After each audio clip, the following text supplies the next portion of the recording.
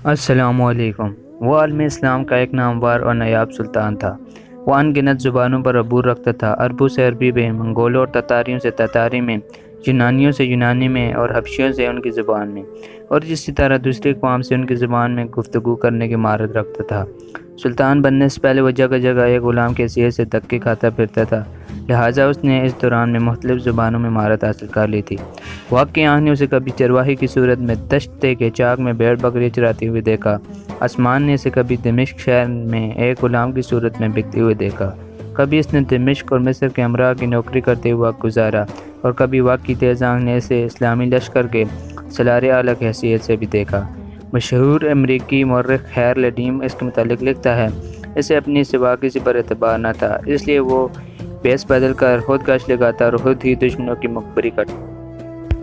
وہ اپنے ساتھیوں کو چھوڑ کر تن و تنہا نکل جاتا، اسے کبھی مصر میں دیکھا جاتا اور کبھی وہ دوسرے دن فلسطین میں نمودار ہوتا۔ 4 دن بعد لوگ اسے عرب کے ریگزار، دن بعد ہانہ بدوشی جیسی رفتار دوسری جگہ لوگوں کو دکھائی دیتا۔ وہ عالم اسلام کا سلطان بنا۔ ان دنوں منگولوں نے مسلمانوں پر حملہ آور ہو کر ان کے بیشتر علاقوں کو تباہ و برباد کر دیا تھا، اور ہلاکو خان مسلمانوں کے علاقوں میں دندناتا پھرتا تھا۔ ایک دن وہ ایک منگول منگنی کے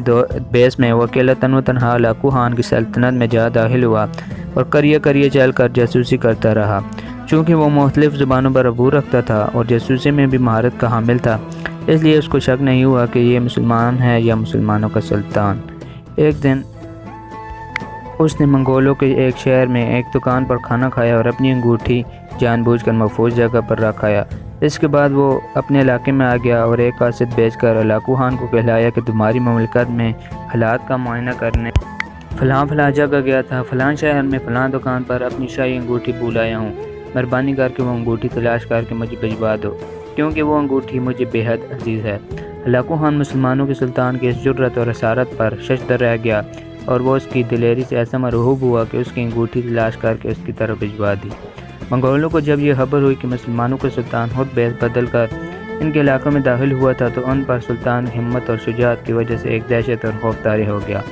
وہ سلطنت کا سلطان اس قدر جریح اور جرأت مند ہو، اس کے لشکریوں کا کیا عالم ہوگا، اور ہم اس کا مقابلہ کیسے کریں گے؟ ان دنوں کیونکہ بحیرہ روم کے ساتھ ساتھ صلیبیوں نے بڑے بڑے اڈے بنا لیے تھے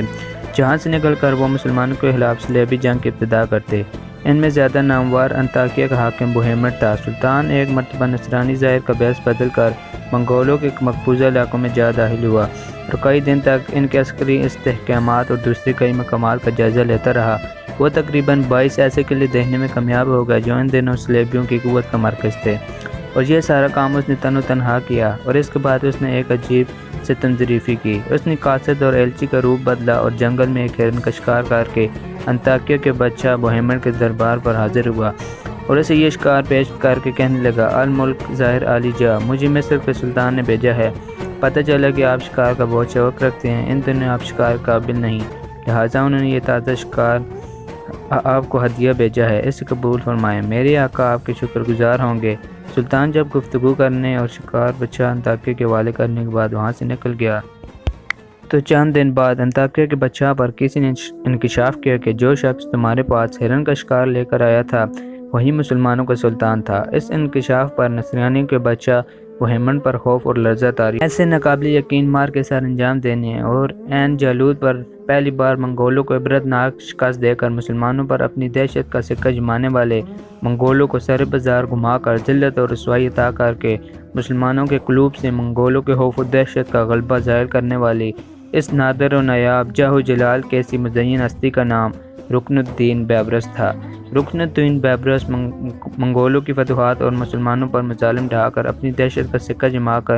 حکومت کرنے والے ہلاکو خان کے متعلق کہا کرتے تھے کہ وقت آنے پر ہم ان کو بتا دیں گے کہ اللہ کے لیے لڑنے والے کبھی شکست تسلیم نہیں کیا کرتے۔ اور پھر وقت نے ثابت کیا کہ سلطان رکن الدین بیبرس اپنے قول و قرار کا کس قدر پاسدار تھا، باوجود اس کے کہ دیگر نامور اسلامی شخصیات کی طرح تاریخ سے اس ذہین و دلیر اور بے باک ہستی کے نقوش بھی منظم سوچ و سازش کے تحت بڑی سنگدلی، مہارت اور عیاری سے ممکنہ حد تک مٹا دیے گئے، لیکن کچھ مدم نقوش ابھی بھی سلامت ہیں۔ یہ غازی، یہ تیرے پر اسرار بندے، جنہیں تو نے بخشا ہے ذوق خدائی، تو نیم ان کی ٹھوکر سے صحرا و دریا، سمٹ کر پہاڑ ان کی ہیبت سرائی۔ دو عالم سے کھرتی ہے بیگانہ دل کو، عجب چیز ہے یہ لذت آشنائی، شہادت ہے مطلوب مقصود مومن، نہ مال غنیمت نہ کشور کشائی۔